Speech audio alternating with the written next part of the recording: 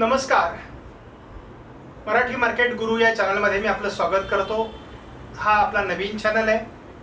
या चॅनलच्या माध्यमातून आपण शेअर मार्केटमधून कसे पैसे उभे करावेत किंवा शेअर मार्केटचं ज्ञान कसं संपादन करावं याविषयीचा मुख्य अभ्यास करणार आहोत.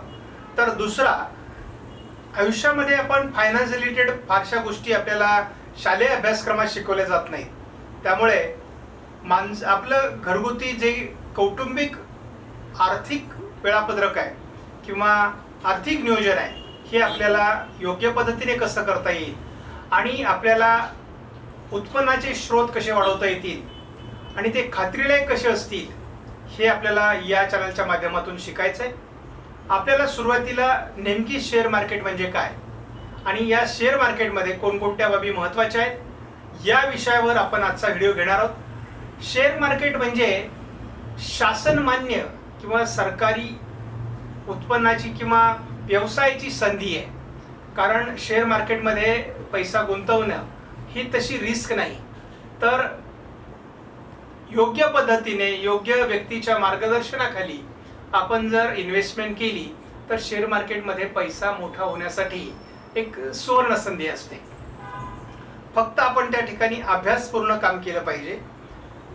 सुरुवातीला शेअर मार्केटमध्ये काम करण्यापूर्वी आपल्याजवळ एक डीमॅट अकाउंट असावं लागतं.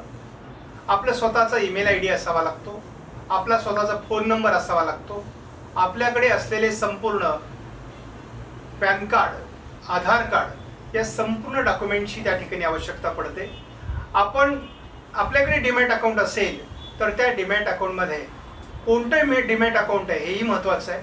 कारण आम्ही एंजल वन आणि झिरोदा डीमॅट अकाउंटमधून साधारण आपलं ट्रेनिंग घेणार आहोत. या दोन एजन्सीचा आपण प्रचार करत नाही तर तो आपला एक सुरुवातीचा अभ्यासाचा भाग आहे जे सर्वसामान्य व्यक्तीला वापरण्यासाठी सोपे आहे म्हणून आपण त्या संदर्भात हे केलं आहे. जर आपल्याकडे दुसरं डीमॅट अकाउंट असेल तर आपल्याला हे डीमॅट अकाउंट काढायची आवश्यकता नाही.